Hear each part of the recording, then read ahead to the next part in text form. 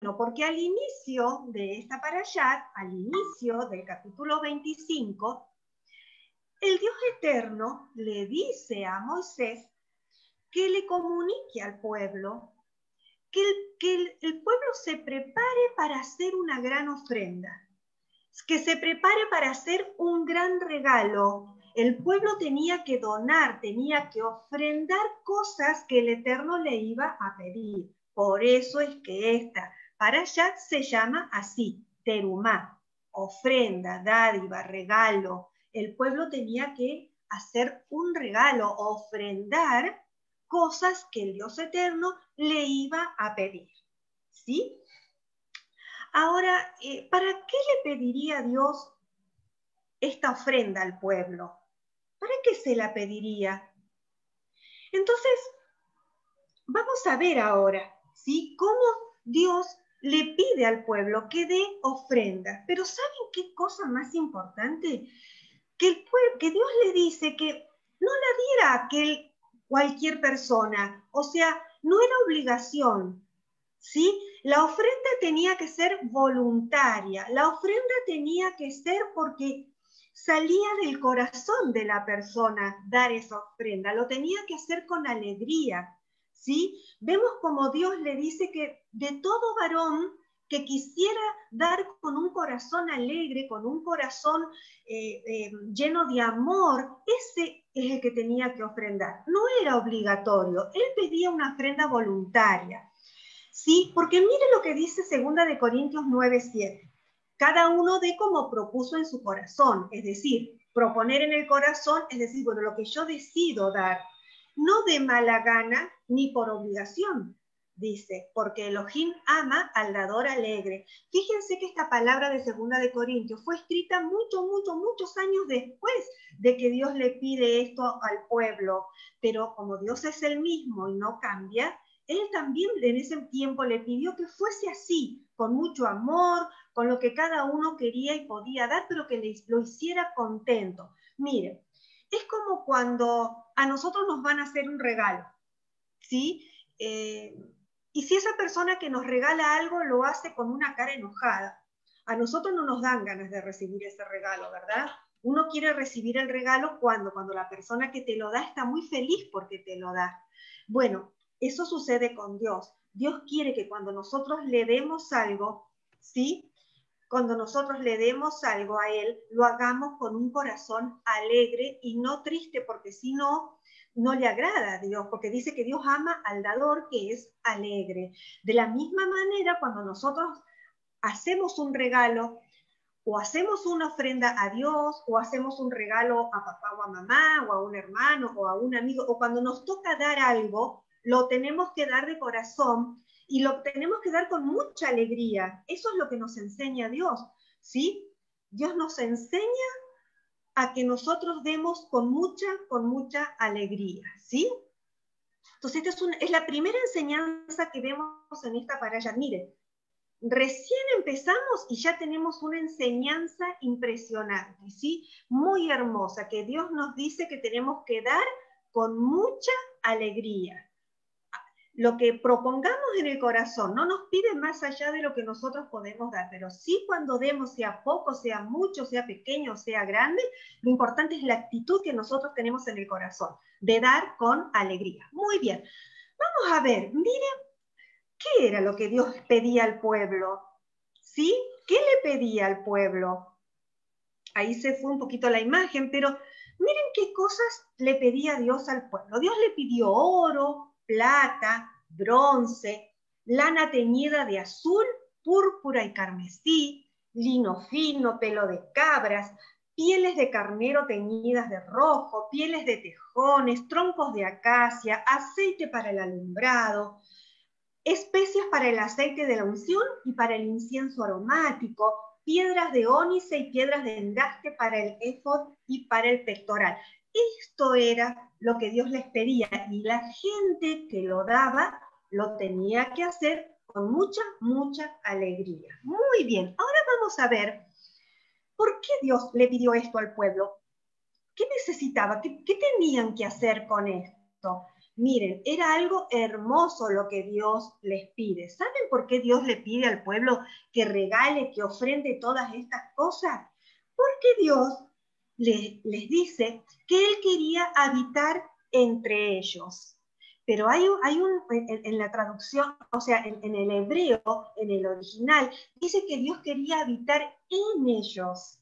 Y para eso Él se tenía que construir un lugar. Entonces le pide a Moisés que construyan un lugar con todas esas cosas que le habían pedido. ¿Sí? Entonces le dice, hagan un santuario para mí, para que yo habite entre ustedes, para que yo habite en ustedes. ¿Sí? Y saben que acá tenemos otra enseñanza más. Hoy el Eterno habita también en nosotros. Él siempre habitó en su pueblo. Él habita en nosotros. Él habita en todos los corazones, ¿sí? Que han abierto su corazón a Yeshua y lo han recibido en su corazón. Él habita. Entonces hoy Él habita entre nosotros también. Así como en su momento Él pidió que le hicieran un santuario, un lugar para habitar en medio del pueblo, hoy Dios habita en nuestras vidas también. Esta es la segunda enseñanza que aprendemos. Muy bien. Bueno, dice diseño del tabernáculo. ¿Por qué? Porque Moisés no podía hacer el tabernáculo como a él se le ocurría. ¿Sí? Moisés no podía hacer un lugar precioso. No, no. Dios le dice, vas a hacer todo al modelo, conforme al modelo, ¿sí? Que te mostré en el monte, le dice, sí, porque el Eterno, cuando Moisés estaba en el monte, sí, se lo había mostrado cómo tenía que hacerlo. Y Dios le dice, lo tenés que hacer exactamente igual, sí, como yo te lo mostré en el monte. Y él le muestra un modelo, ¿sí? Le muestra un modelo, lo vamos a ver más adelante, le dice cómo tenía que hacerlo, de qué color tenía que ser, cuánto tenía que medir, ¿sí? Entonces vemos cómo Dios le dice que haga un santuario, un lugar para él, pero le muestra cómo hacerlo. Y acá tenemos una tercera enseñanza, chicos, ¿sí? ¿Por qué? Porque muchas veces nosotros también queremos hacer las cosas como a nosotros nos parece, ¿sí? O como a nosotros nos gusta y no escuchamos lo que Dios nos dice, ¿sí? Porque Dios también tiene diseños para nuestra vida. Dios tiene diseños y Él quiere que nosotros hagamos las cosas tal cual Él nos ha dejado escrito en la palabra. En la palabra tenemos un montón. ¿Vieron cuando en la parashat anterior vimos todas las instrucciones? Bueno, ahí nos está diciendo, ese es un diseño de cómo Dios quiere que vivamos. Y nosotros tenemos que hacerlo igual a como Él nos ha enseñado que es. Dios también tiene un diseño de familia y nosotros no podemos tener el diseño de familia que querramos o que no, tenemos que tener ese diseño, porque Él en todo nos deja el diseño de cómo quiere que nosotros nos comportamos y cómo quiere que vivamos, ¿sí?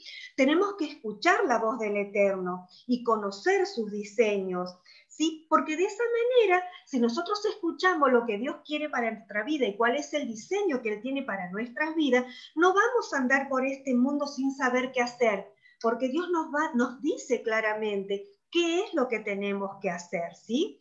Tenemos que tener un corazón oyente, no solamente un oído que escucha, sino un corazón que escucha la palabra de Dios, ¿sí? Muchas veces Dios se nos revela por sueño o por profecías o por la misma palabra y nosotros tenemos que hacer lo mismo que hizo Moisés. Él hizo este tabernáculo igual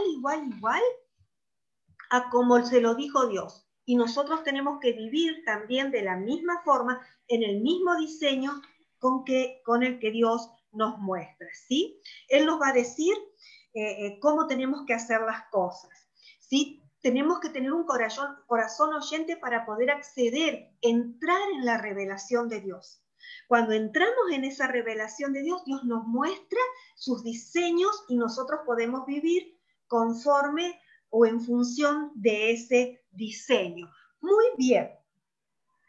Vamos a ver el arca del pacto. Recién vimos cómo que Dios le dio un diseño de cómo hacer ¿sí? ese tabernáculo. Bueno, dentro de ese tabernáculo, de esa hábitat, estaba el arca del pacto.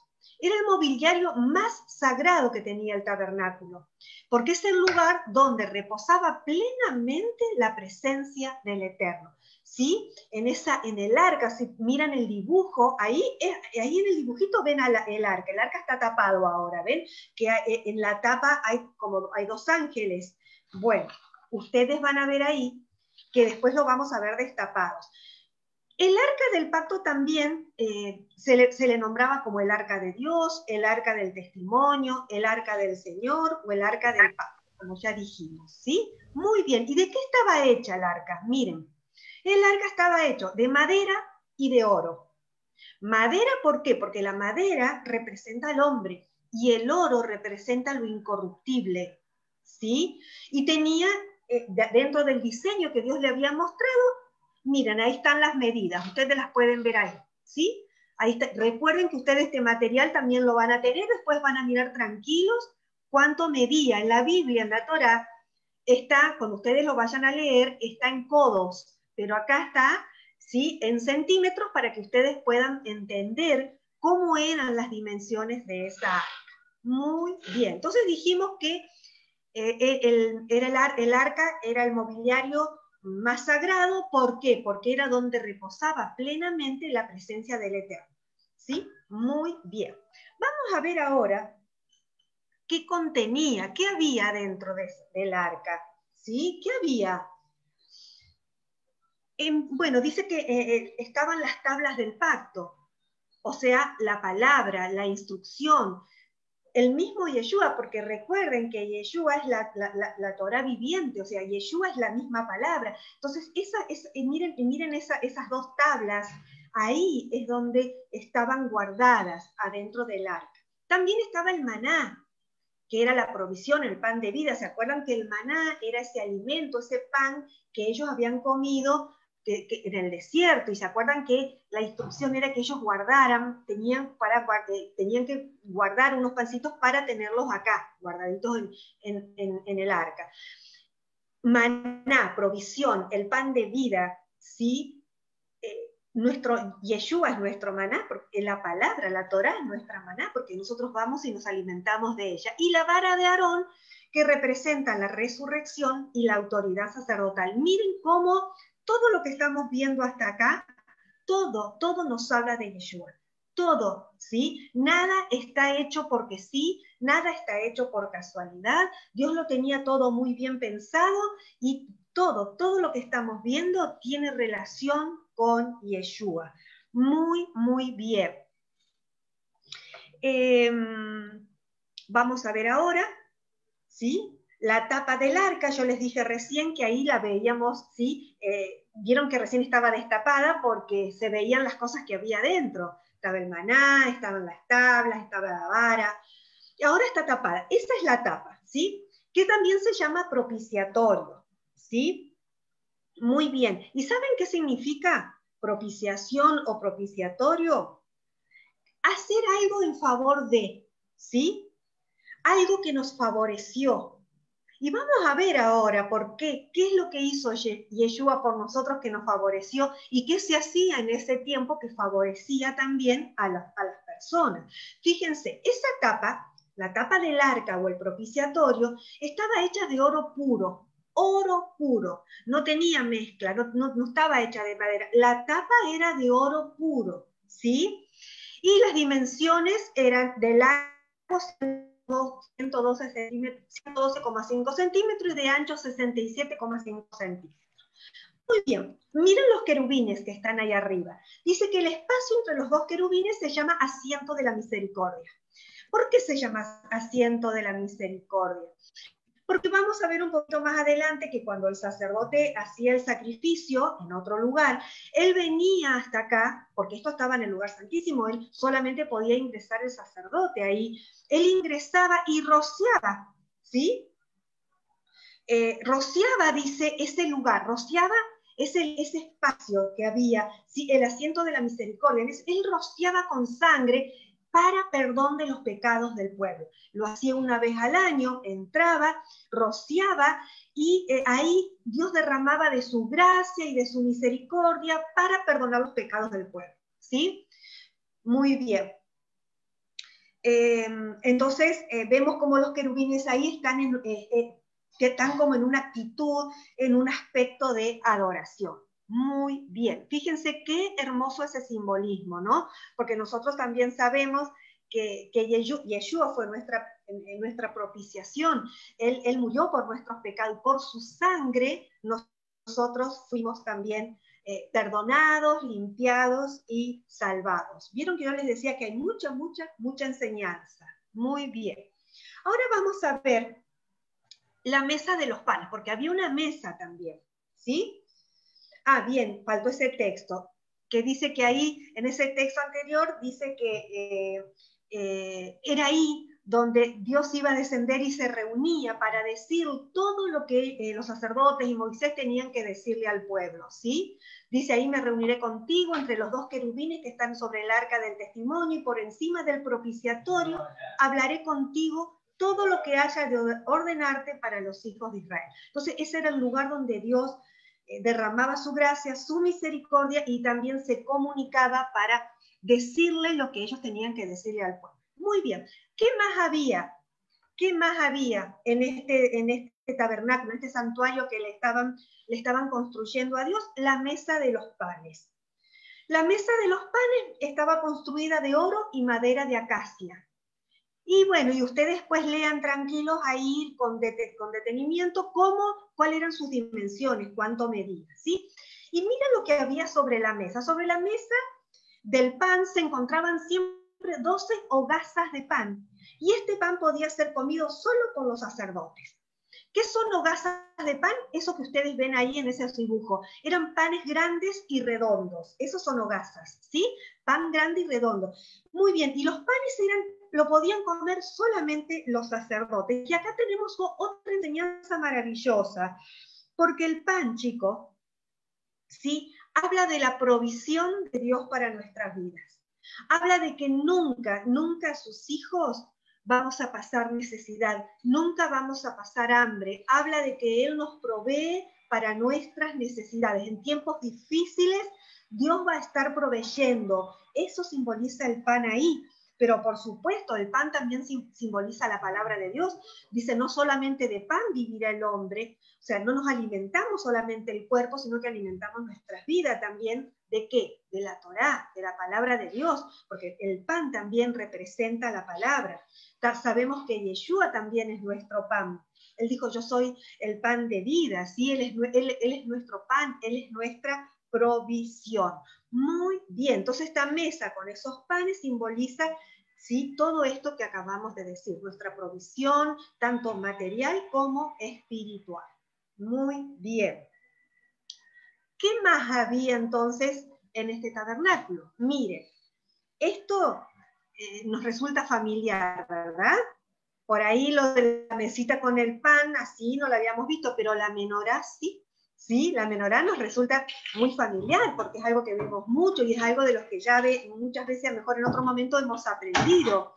Y miren qué hermosa, qué hermosa. ¿Para qué estaba la menorá? ¿Saben que la menorá fue hecha a mano, tallada a mano, ¿sí? Era preciosa, era el candelabro que iba a alumbrar el lugar, porque si no el lugar iba a estar oscuro. Entonces la menorá estaba hecha para alumbrar, pero nos vamos a detener un poquito acá, porque es preciosa la enseñanza que tenemos de la menorá. Mírenla ahí en el dibujito, ¿la ven? Fíjense que tiene en total, son 6 brazos, 3 de cada lado de ¿qué? De ese brazo que está derechito. ¿Por qué será? Miren, vieron que las 3 de la izquierda y las 3 de la derecha salen del mismo tronco, ¿sí? Salen como salen de esa misma, de ese mismo brazo que está derecho. Esto tiene una enseñanza maravillosa, porque los 6 brazos representan a la humanidad, representa al hombre. Miren, ¿y el hombre de dónde está tomado? El hombre está tomado de Yeshua, que representa, ¿sí?, digamos, esa parte central del candelabro. Entonces, vemos, ahí nos enseña que nosotros, como seres humanos, tenemos que estar siempre sujetos a Yeshua, siempre sujetos a Él. Nosotros, fíjense que dice que la palabra dice que nosotros somos uno con Él. Él nos hizo uno. Y ahí está unida, son uno. La menorá, este candelabro, no son muchos brazos, es un solo candelabro, ¿sí? Que están sujetos al brazo del medio. Y así nosotros también dependemos de Yeshua y estamos sujetos a Él, ¿sí? Muy bien, pero ¿saben que este candelabro tiene más significados también? Porque ¿se acuerdan que entre las cosas que pedían aceite? Ahora vamos a ver para qué era el aceite. Miren acá, la menorá es la luz, es la palabra, es el dabar, es la revelación, es el conocimiento, es el entendimiento, es la dirección. Todo eso, ¿por qué? Porque no solamente es la luz, sino que también significa que es la palabra, ¿sí? Porque la palabra también nos enseña que la palabra es nuestra luz, Él guía, Él alumbra nuestro camino, ¿sí? Entonces, todo esto representa la menorá, no solamente al hombre sujeto a Yeshua, sino que Él es nuestra luz, es nuestra palabra revelada, es el conocimiento, el entendimiento y la dirección. Precioso, es precioso todo lo que aprendemos de la menorá, por eso encendemos también las luces cuando estamos en el Shabbat, ¿sí? Y miren algo más, el aceite con el que se encendía, ¿sí? Representa al Espíritu Santo del Dios eterno.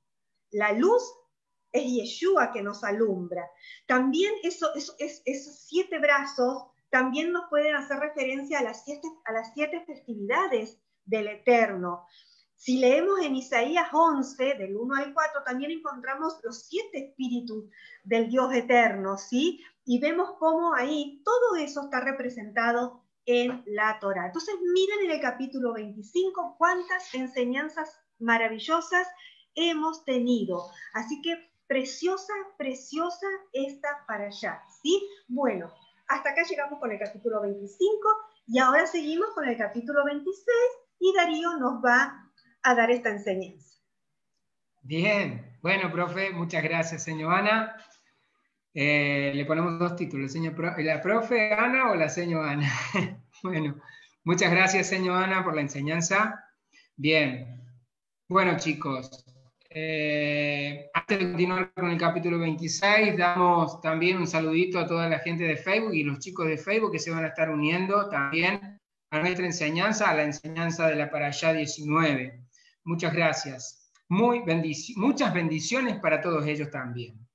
Bien, en el capítulo 26, ustedes se dieron cuenta de que la señora Ana en todo tiempo y en todo momento explicaba y enseñaba de que esta es la enseñanza, es lo que estamos aprendiendo. Es una enseñanza muy profunda que nos deja tanto de lo que el Señor dispuso para en aquellos tiempos como en el hoy. Así que vamos a estar constantemente aprendiendo, y no digo enseñando, sino aprendiendo, porque todos aprendemos aquí, sobre todo lo que el Padre, el Eterno, nuestro Elohim, hizo en aquel tiempo y hoy. Vamos a ver qué nos dice el capítulo 26. El tabernáculo, habla del tabernáculo. Bien, bueno. El tabernáculo es el eje, es la base donde el Señor dispuso armar todo el contenido que iba después de tener adentro, ¿no es cierto? De todo lo que habló la señora Ana. Habló del arca, habló de la menorá, los panes de la preposición, que estaba la mesita, ¿sí? En esa mesita también debía estar siempre con alimentos. Ahora bien, el tabernáculo propiamente dicho. El tabernáculo de aquel tiempo estaba, como ustedes ven en la figura, estaba hecho de varias capas de distintas clases de materiales, ¿sí? Las partes exteriores siempre tenían la parte más gruesa, como en este caso estaban cubiertas de pelos de carneros teñidas de rojo, ¿sí? También tenían exactamente piel de tejones, ¿sí? O sea, anteriormente, lo está nombrando la señora Ana, de todos aquellos materiales que el pueblo de Elohim estaba donando con amor. Eso hay que recalcarlo mucho, porque donaban con amor. Donar significa dar. Ellos daban con amor. Y no se fijaban si estaban dando y después decían, uy, no, pero si le doy esto, después me puede hacer falta. No, no se trataba de eso. Se trataba de, como dice 2 Corintios, ¿no? Dar de lo que cada uno de nosotros dispone en el corazón, para que no haya ningún remordimiento, porque al Padre no le gusta eso. Al Padre le gusta que demos de corazón. Y los materiales exteriores del tabernáculo estaban hechos de pelos, de cueros, ¿sí? De ese material en el cual no fallaba nada que dejar entrar agua, ¿sí? Ahora vamos a continuar a ver qué más dice. La cubierta del tabernáculo, casualmente de eso estábamos hablando, ¿sí? Ahora la cubierta dice, harás el tabernáculo 10 cortinas de lino torcido y azul, púrpura y carmesí. Las harás con querubines, obra de hábil diseñador. Obviamente estábamos hablando de alguien que supiera trabajar exactamente estos materiales. Alguien que realmente fuera, como hoy decimos en día, un profesional, ¿sí? Entonces, azul, púrpura y carmesí. Esos eran los colores que estaban manejando. Ya después vamos a ver, ahora en la próxima foto, que el color carmesí también tiene un sinónimo o un similar, que es exactamente el mismo color, ¿sí? Entonces estamos hablando de esto. Vamos a ver qué dice el tabernáculo. Dice el color de las cortinas. Azul, púrpura, escarlata o carmesí. Bien, vamos a ver qué es lo que nos quiere decir el azul, ¿sí? El púrpura, el escarlato carmesí. El azul ya lo conocemos. El púrpura es un color que más o menos no lo hemos escuchado tantas veces, ¿sí? Se asimila a un violeta, ¿sí? Y el escarlato carmesí en realidad es el rojo. Pero en aquel tiempo se le daba ese nombre porque la intensidad de los rojos variaban. O sea, o eran más fuertes o eran más claros. Sin ser naranja, ¿sí? Ni ser bordó. Era escarlato carmesí, que era rojo. Bien. El azul representaba el color del cielo, pero también era la divinidad. Estábamos hablando de nuestro Padre Eterno. El púrpura estaba relacionado con la realeza. Sin embargo, era la mezcla de los dos colores. ¿De qué dos colores? Del azul y del escarlato carmesí. ¿Pero qué representaba el escarlato carmesí? El pecado. Representaba el pecado y la humanidad. O sea que teníamos un poco del Padre y un poco del pecado. Eso es lo que el Eterno había mandado a hacer, porque Él ya sabía cómo éramos nosotros, ¿sí? Entonces, vamos a continuar a ver qué es lo que nos dice el Eterno. Después habla del velo, ¿sí? Primero hablamos de las cortinas, ahora hablamos del velo. Y fíjense lo que era el velo. El velo era la división entre el lugar santo y el lugar santísimo. El velo era una barrera entre Yud-Heh-Vav-Heh y los hombres. Ahora bien, vamos a ver exactamente qué representa el velo, ¿sí? Vamos a ver. El velo era una cortina, una tela apropiada, ¿sí? Ahí estamos viendo los colores, escarlato, carmesí y azul, ¿sí? Y también tiene, casualmente, el púrpura, una franja delgada. Fíjense bien. Hoy en día, el velo, como dice en una enseñanza, cuando el Eterno, cuando Yeshua vino a este mundo, Él se entregó por amor a nosotros, ¿sí? Y el Eterno dijo, el templo se va a destruir y se va a reconstruir en 3 días. Pero cuando Yeshua murió, Él aclaró, el velo se rompió. Y ese velo es Yeshua, ¿sí? El Señor resucitó y nos trajo de nuevo a la vida. Pero fíjense bien, el velo de aquel tiempo representaba el lugar santo del lugar santísimo, ¿sí? El lugar santo estaba de este lado, el lugar santísimo estaba después de la cortina, ¿sí? Aquellas personas que podían entrar al lugar santísimo eran nada más que los sacerdotes, pues cualquier otra persona que pudiera entrar ahí adentro y digo que pudiera, iba a morir instantáneamente. No podían vivir, porque ese lugar era santísimo, ¿sí? Ahora, si hoy en día lo relacionamos, ese lugar santísimo lo ocupa Yeshua, y tenemos un contacto directo con tan solo ponernos en oración. Otra cosa más, si yo mal no recuerdo,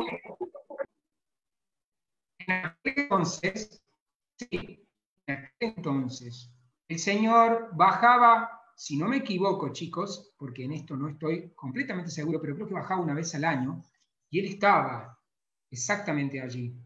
Entonces, Él daba, y bueno, no me voy a adelantar, vamos a ver más adelante qué es lo que sigue, ¿sí? Esto es importantísimo. Hoy en día ese velo es el eterno. Hoy en día el velo, ¿sí?, es Yeshua. Y a través de él, ¿sí?, el velo ya no está, porque el velo es él. Ese velo, esa cortina que separaba el lugar santísimo del lugar santo, hoy lo tenemos a Yeshua. Y a él acudimos, y a él vamos. Cuando estamos mal, cuando estamos tristes, pero no solamente eso, cuando estamos alegres también. Y no nos olvidemos de algo. Cuando estamos tristes, la mejor manera de acercarnos a Yeshua es cantando y adorando, ¿sí? Es entrar en la presencia de nuestro Padre eterno. Veamos qué sigue. Bien. Los tablones del tabernáculo. Esos tablones de tabernáculo estaban hechos pura y exclusivamente de un material muy especial. Se utilizaba un árbol, que ese árbol se llama acacia. No se llamaba, se llama, porque está todavía, ¿sí? Ese árbol se sigue usando allá también. Aquí en esta parte del hemisferio sur tenemos un árbol que se llama acacia, pero obviamente no es igual que esa acacia. Esa acacia era exclusiva. Fíjense bien.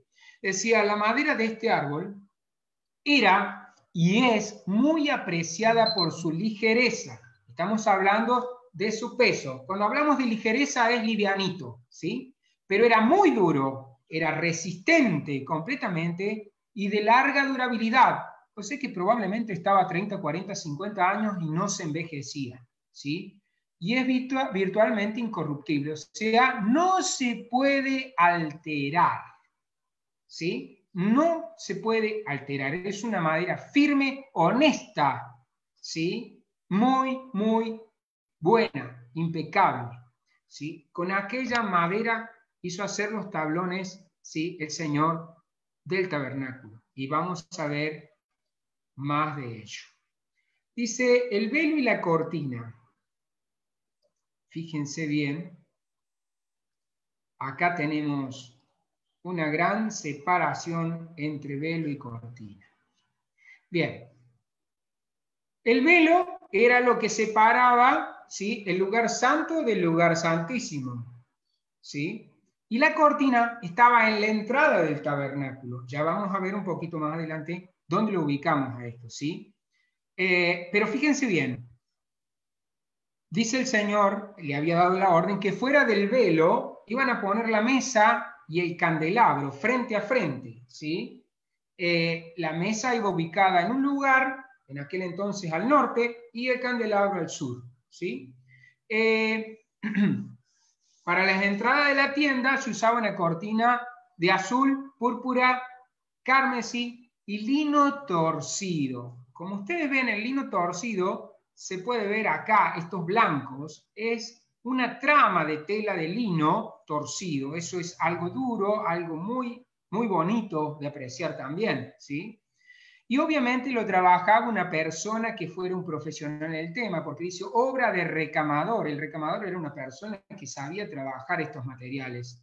Era alguien que hacía las cosas tal cual el Eterno lo pedía. Y acá es como dijo la señora, no se me podía ocurrir a mí hacerlo a mi gusto. Lo teníamos que hacer como el Eterno lo pedía y como siempre lo pide, aún en la actualidad, cuando nosotros a veces estamos caprichosos, y digo nosotros, ¿sí? Porque hay veces que nosotros también estamos caprichosos. Y yo quiero una cosa, pero el Eterno nos dice, no, no lo hagas, o no te conviene, y yo lo quiero, y entonces, ¿Cómo puede habitar el Eterno adentro nuestro, en nuestro tabernáculo? Porque ese es nuestro tabernáculo. El tabernáculo es Yeshua, pero Yeshua habita en nosotros. Este es nuestro tabernáculo de hoy en día, ¿sí? Este tabernáculo se tiene que mantener alineado a Yeshua, alineado al Eterno, para que Él pueda habitar en nosotros, ¿sí? Si en aquel tiempo ellos hubieran construido de la manera que ellos querían, el Señor no hubiera descendido, porque Él lo pidió así. Entonces Él creó este tabernáculo y Él desciende en nosotros y nosotros lo debemos mantener alineado con Él, respetando la Torah. Lo mejor no, el 100% de lo que podemos hacer nosotros, y lo que no podemos hacer nosotros, obviamente que está el Padre, que Él lo hace en nosotros. Dice aún Él que cuando nosotros somos débiles, Él se fortalece en nosotros. Y ahí viene nuestro pronto auxilio. Veamos qué sigue. Bien, el capítulo 27. Veamos, presten atención a esta figura, ¿sí?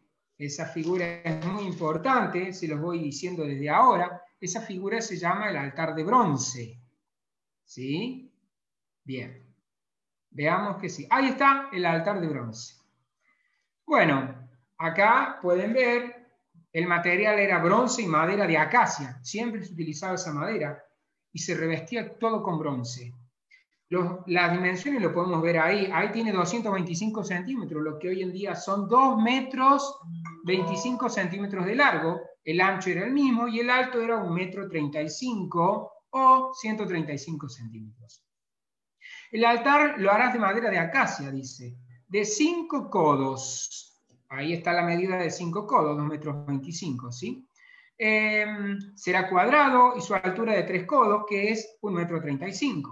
Lo harás en un enrejado de bronce a modo de rejilla. Sobre el enrejado, en sus 4 esquinas, harás 4 argollas de bronce. Ahí podemos ver que casualmente lo están tocando.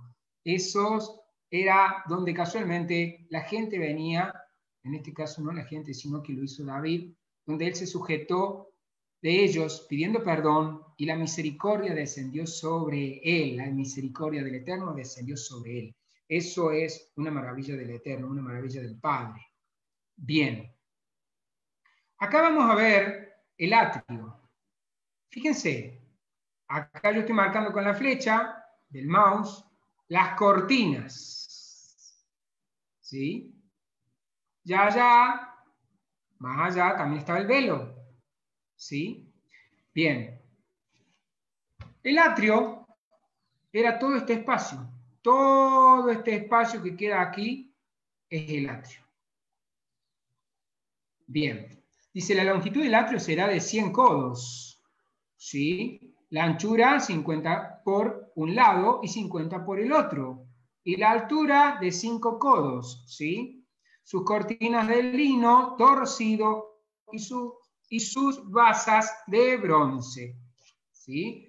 Era un espacio grande el atrio, un espacio donde solamente entraban pocos, ¿sí? En su momento. Bien.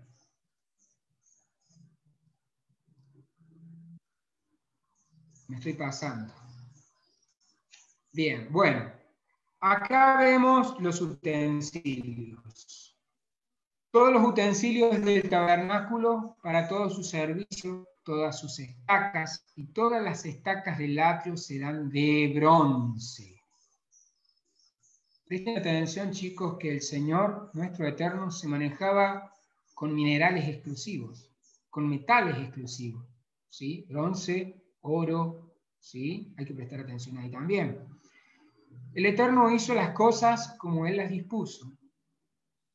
Y si nosotros nos ponemos a pensar, la enseñanza es grande. Él nos enseñó, nos dejó de qué aprender.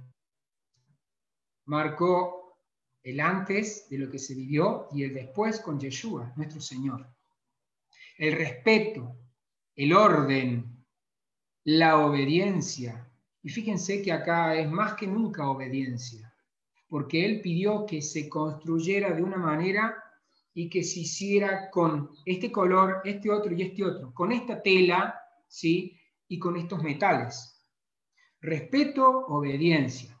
Hoy en día es muy sencillo, si nosotros nos damos cuenta, hoy nuestro Eterno, nuestro Señor Yeshua, está reflejado en nuestros papás, ¿sí? Y la obediencia a ellos es para nosotros la bendición.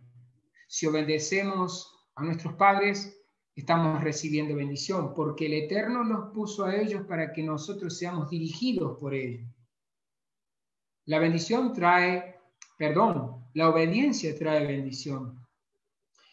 Y en eso va el respeto, en eso va el amor, en dar de nuestro corazón todo lo que está dispuesto con amor. ¿Sí? Bien, creo que efectivamente hasta aquí llegamos. Shalom, dice, hasta la próxima para allá. Muy bien, bueno. Esto es tan rápido. ¿Cómo? ¿Cómo, Lucas? Las enseñanzas acaban tan rápido. Se acabó rápido, sí. Bueno, hoy empezamos creo que a las 1:15, hemos tardado 45 minutos más o menos, ¿sí? Fíjense bien qué hermoso es lo que nos dejó el Eterno hoy. Y prestemos atención, ¿sí? Todo lo que nos deja el Padre, todo lo que nos dejó el Señor a través de la señora Ana, lo que Él nos transmitió, vamos a ver qué es y dónde y cómo lo vamos aplicando en nuestra vida. No nos olvidemos que el velo ahora es Yeshua, que el Señor es nuestro sostén, que a Él vamos a recurrir, que el lugar santísimo, ¿sí?, es el altar de adoración que nosotros estemos dispuestos a hacer, a realizar, sea con perfumes, bien vestidos, presentándonos al Eterno de una manera inigualable. ¿Quieren que le ponga un toque? Bonitos. Nos presentamos bonitos al Señor, pero no solamente exterior, sino también de adentro. ¿Y cómo es de adentro? Nos presentamos, pedimos perdón por nuestras ofensas, nuestros pecados, damos gracias al Eterno, y ahí entra nuestra adoración. El Padre ama al dador alegre y dice que lo tenemos que buscar con gozo, con alegría, ¿sí? Pero auténticos, sinceros con nosotros mismos, honestos e íntegros. Honestos, tengo que decir la verdad, no solamente a cualquiera, sino a mis compañeros, a mí mismo, me digo la verdad. Porque si yo digo, voy a poner un ejemplo, ¿no? A mí me gusta mucho el pan y son mentiras, me estoy mintiendo a mí mismo y también le estoy mintiendo al Señor, ¿sí? Entonces, esa honestidad es la que el Eterno quiere. No solamente la llamamos honestidad, sino que somos íntegros con nosotros mismos, con el resto y también con el Eterno, ¿sí? Muy bien. Bueno, ahora en este momento nos vamos a ir despidiendo. Darío, Sí. para cerrar un poquito, miren qué bonito esto, porque ¿vieron el camino cuando se entraba al atrio? Todo el tabernáculo, fíjense que había madera que representaba al hombre y oro, que era lo divino, ¿no? Entonces, todo el tabernáculo habla de la relación que Dios siempre quiso tener con el ser humano. La relación y la comunión que Dios quiso tener con su pueblo. Y fíjense, cuando ellos entraban al atrio se encontraban con el altar, y ese es un camino que nosotros recorremos también. Nosotros entramos a la presencia de Dios, entramos, sí, a través de Yeshua, y también somos un altar, porque nosotros tenemos que darnos todos para Él. Nosotros morimos en ese altar. Entonces, más adelante vieron que había ahí un caminito que llegaba como a un lugar donde era el lugar donde se lavaban. Nosotros fuimos lavados por la sangre de Cristo. Entramos al lugar santo y tenemos la provisión, tenemos la palabra, tenemos la luz, que es la palabra y es nuestro Yeshua. Nosotros mismos somos luz. Y el velo ya no está. Y entramos al lugar santísimo, donde es esa comunión muy, muy íntima que podemos tener con Dios. Y es ahí donde Él nos revela. ¿Se acuerdan que era ese el lugar donde Él venía y le dijo que es ahí donde Él les iba a hablar para que le dijeran todo lo que le tenía que decir al pueblo? Dios se los iba a decir ahí. Bueno, ese es el lugar al cual hoy nosotros también podemos accesar, podemos entrar y recibir directamente de Dios todos esos diseños y todas esas instrucciones que Él tiene para nosotros. Entonces, todo el tabernáculo, todo nos habla de Yeshua, pero también nos habla de nuestro camino hacia Él y de nuestra comunión que tenemos nosotros, su pueblo, con él, que es nuestro Padre, que es nuestro Dios eterno. Así que realmente es una parashá preciosa. No olviden esta enseñanza maravillosa de lo que es el tabernáculo, porque es la relación directa, ¿sí?, que tenemos nosotros también con nuestro Dios. Así que, bueno, ahora sí, estaríamos dándole o finalizando, llegando al final de esta parashá. Así que queremos saludar, ¿sí, Darío? Saludar a todos los que nos están viendo por Facebook, por los que nos van a ver más adelante en YouTube. Les mandamos un gran cariño. Queremos bendecir a cada uno, queremos bendecir a sus familias y agradecerles por haber compartido con nosotros esta enseñanza y bendecirlos grandemente, porque hoy tenemos una libertad maravillosa para tener comunión con nuestro Dios. Así que besotes enormes para los que nos ven, y ahora sí, para los que están en Zoom, los invitamos a que se queden un ratito a participar de la dinámica, ¿sí? Shalom, shalom. Chao, chao. Bendiciones.